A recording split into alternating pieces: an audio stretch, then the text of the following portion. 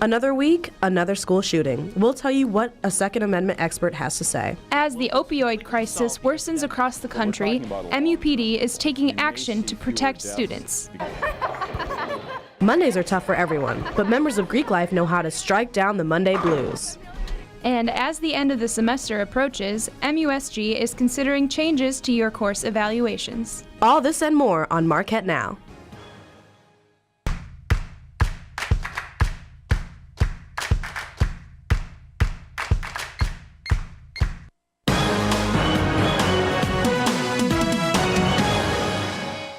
Good evening. I'm Camille Paul. And I'm Maggie Glenn. Another week, another school shooting. This time, it was at an elementary school in Northern California. And as Amelia Jones reports, the debate on the Second Amendment is shooting its way into the law school. You see the alerts on your phone.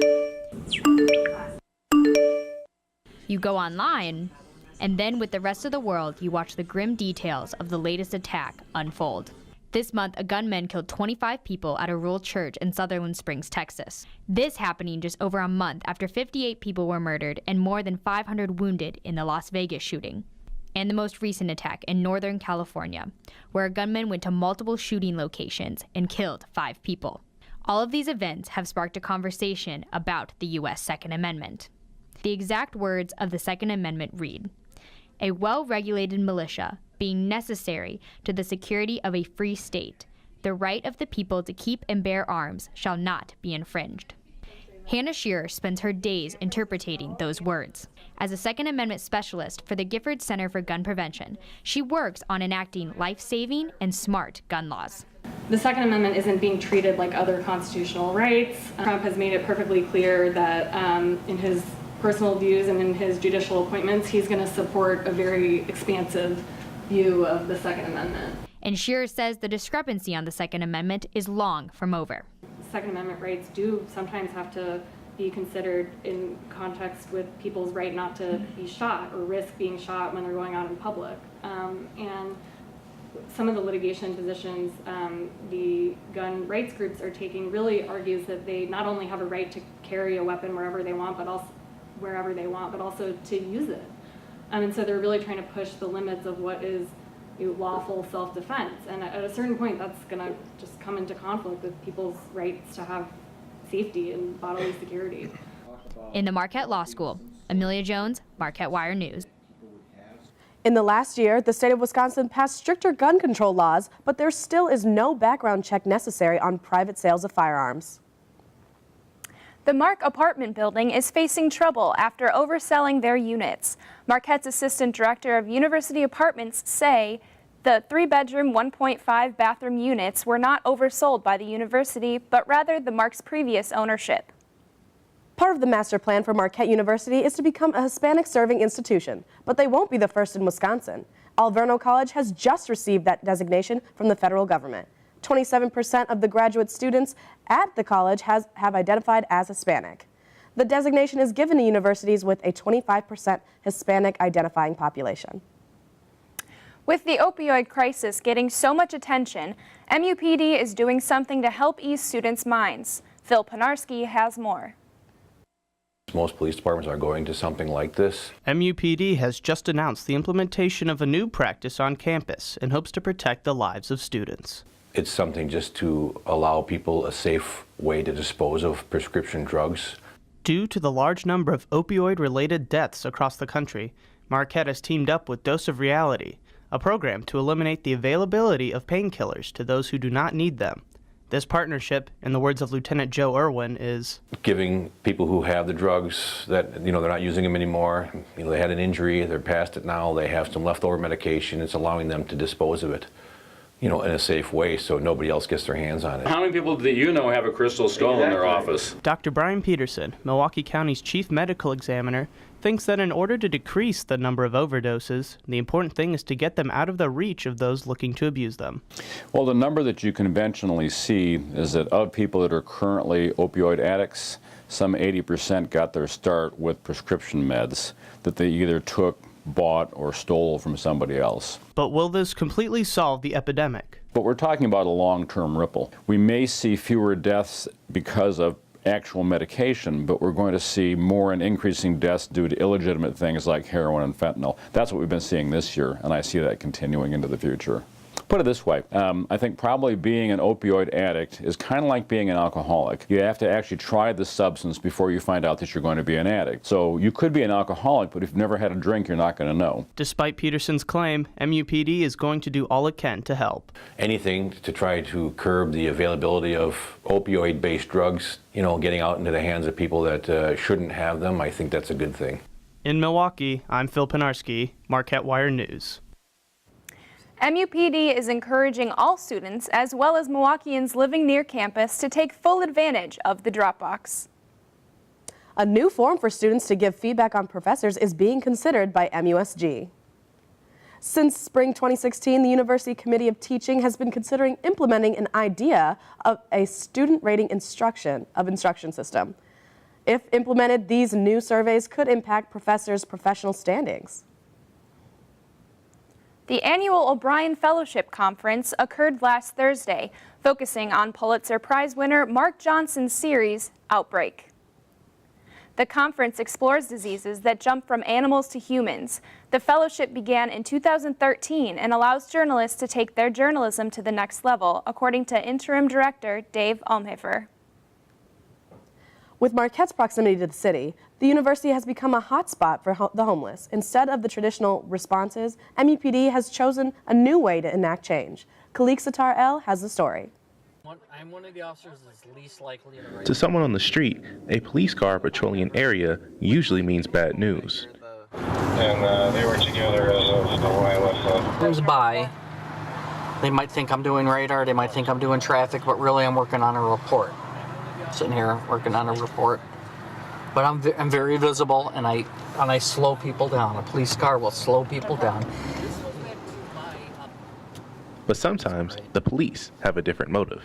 Officer Joe Weingart of MUPD's homeless outreach team goes above and beyond for the homeless citizens he sees every day. If I had to go talk to somebody for trespassing on our property, which I did earlier today, I'll ask them, when we're done with the call, do you need anything? I have some items. Do you need this? Do you need that? Especially the colder it gets. If I deal with somebody, they don't have any gloves, I'll ask them, hey man, do you need a pair of gloves? Let me see what I have. I don't always have what they need, but a lot of times I do. But Officer Weingart's generosity doesn't end there. And if I ever need, something, I can always call, reach out. Hey, I have somebody, they need, a pair of boots. Can we help them? It might take a while, but I can almost always do that. Especially shoes. And I'll stay with somebody until I get them shoes, and I will find a way. It goes to show that the police part of Big Brother it's the least I can do. If not, they have other can lend a brotherly hand. It would be good to keep it here because... For Milwaukee, I'm Khalik Satar El, Marquette Wire News. MUPD's homeless outreach team only has a few members, but Officer Weingart says he works closely with the Milwaukee Police Department to help as many people as he can. Coming up, we'll tell you what's happening on campus for anyone not going home for the holiday. And why Marquette's campus is turning purple. Stay right here on MUTV.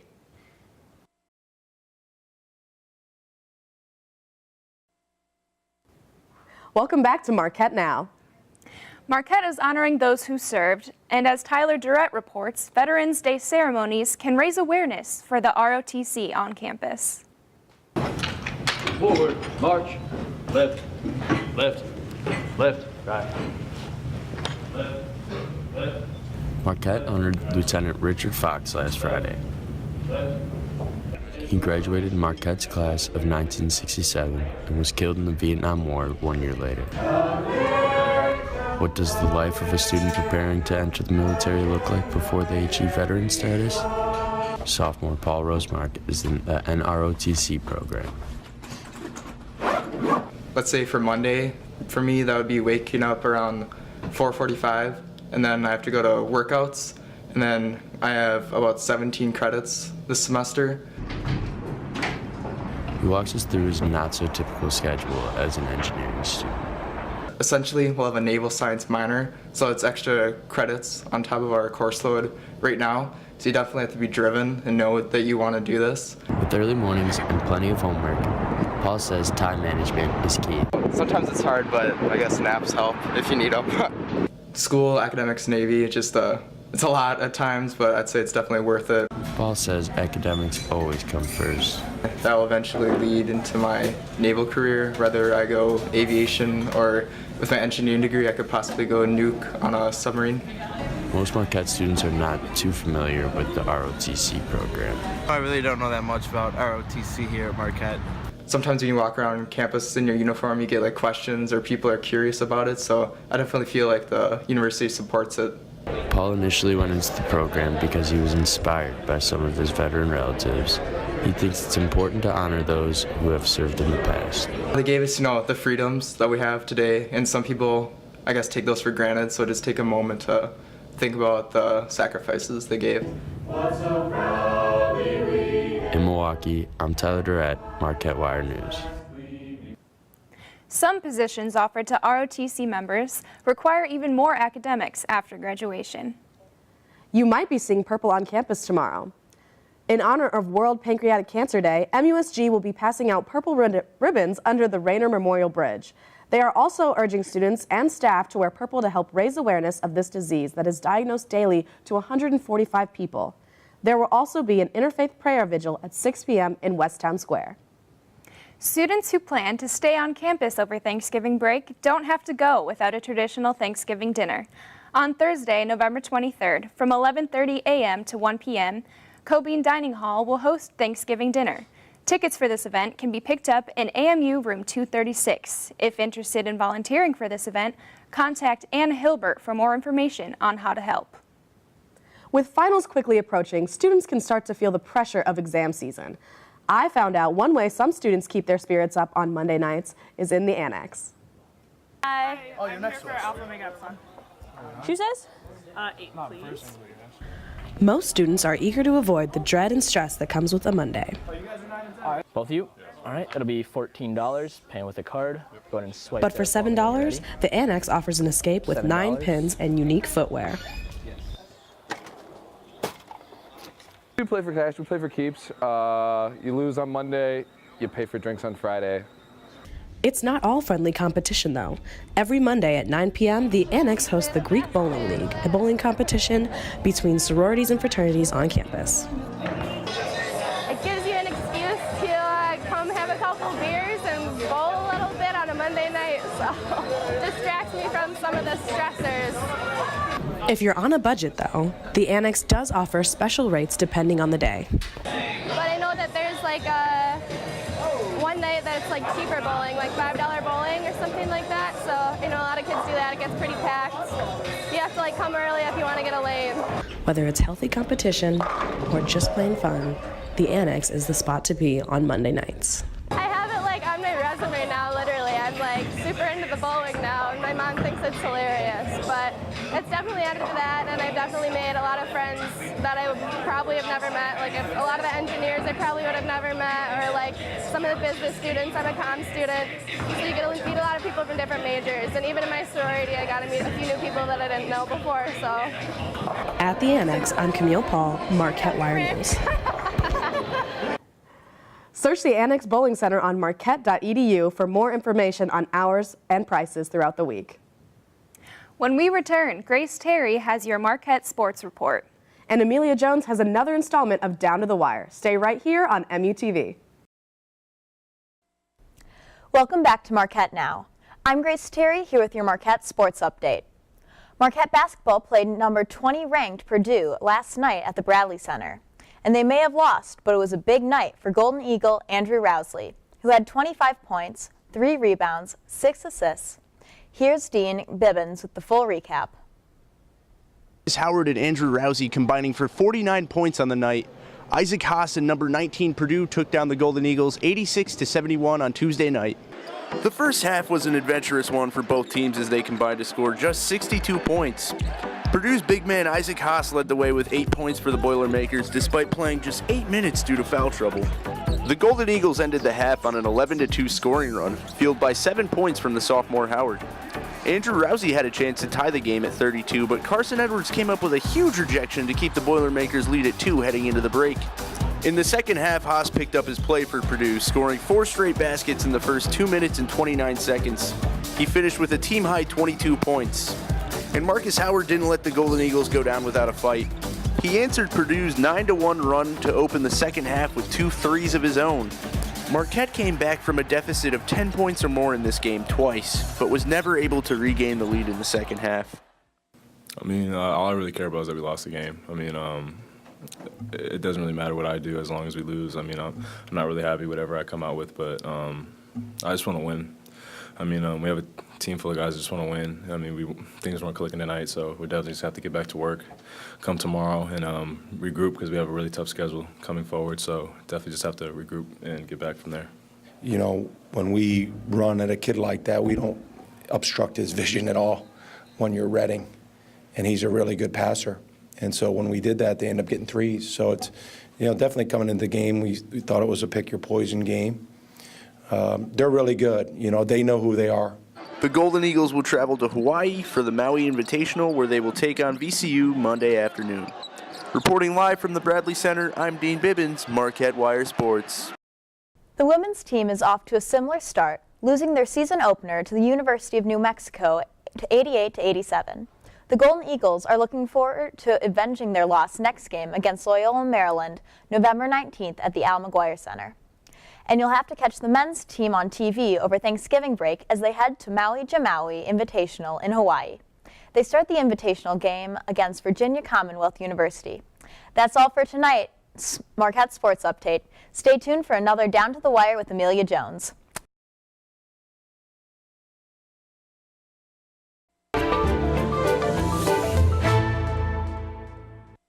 Welcome back to Marquette Now. I'm Amelia Jones, and tonight on Down to the Wire, I am with reporter Phil Pinarski, who tells us more about the new MUPD pill drop box. Thank you for joining me, Phil, tonight. Thank you for having me. I'm excited to be here. Absolutely. So just want to give a little, can you give a little recap of those who, in case they missed your story? Yeah, so basically, MUPD has decided to establish a prescription drug drop box for students and people in the Milwaukee area who might live near campus. For all of your extra prescription drugs, you know, so they don't get in the wrong hands. Nobody steals them. Nobody takes them in your house. You don't lose them and they get in the wrong hands. You can just drop them off. It's located in the Milwaukee Marquette University Police Department headquarters. You just drop them in there and everything, and they do the rest. And when you say they do the rest, do you know exactly where these prescription drugs are going? Yes. So MUPD told us that they will take the drugs and then they sort them like they normally would if, say, they did a drug bust, and they would, you know, put them in accordance with how they would normally process drugs. So it's basically the same as a normal case for them. So they're very much used to this. And as a student, I know you probably know about this because you are a Wire reporter, but how else is MUPD getting the word out to students that this is available? I know that the Wire is definitely probably the biggest part of how they're spreading their message. MUPD obviously wants to keep everybody in the know about everything, so I'm sure just by constantly checking on the MUPD website, always following them on social media just to always be, you know, in case there might be a crime or something, you always should be on there anyways. They announce certain things like this just so you know, everybody on campus is aware and can take full advantage of it. And then what about the Milwaukeeans who are not on campus? Are they reaching out to local news stations, or how are they getting the word out to them? As far as I know, I don't believe that they are reaching out to certain Milwaukeeans. Like, I believe that they're just relying on word of mouth to spread it, really, because, you know, it's hard enough to spread it to students who may not always be ready to, you know, take in this kind of, because, you know, this is kind of a big deal, so they may not be ready for it. Students may be a little, you know, worried about it. You know, is there a drug problem on campus? Is that why they're starting this and everything? So I think their main focus is on campus, and then by the word of mouth that other people will hear about it. And there are prescription drug drop boxes all over the city of Milwaukee, so necessarily you may have heard of ones that are a little bit farther downtown in like a Walgreens. And so this one, you know, it may just be closer, but maybe you're just not, you know, really wanting to go down there. You're more familiar with one that you've been to before. Interesting. And as a student at Marquette, how do you feel that this is going, what do you feel like the consensus is going to be on campus for students? I think for students, it's probably going to be good. I feel like they're probably really excited about this. You know, it's going to promote a safer campus. They're not going to worry about, you know, drugs getting out or anything and making campus, you know, unsafe for anybody. Parents, on the other hand, I think might be a little nervous about it. They don't want to hear anything negative about campus. You know, this is obviously a precautionary reason, but you know, if you hear that they're doing it to prevent a drug, you know, increase of drug problems on campus, you know, they're going to be a little skeptical about it. They're going to think that maybe there is something and maybe my son or daughter isn't safe on campus. Well, thank you, Phil, so much, not only for doing the story, but for being here with me tonight. No problem. And that is all we have for Down to the Wire. Thank you for joining me and Phil. Camille and Maggie, back to you. Thanks, Amelia. Thank you all for watching Marquette Now. For more updates and campus news, visit marquettewire.org. I'm Maggie Glenn. And I'm Camille Paul. Good night, Marquette.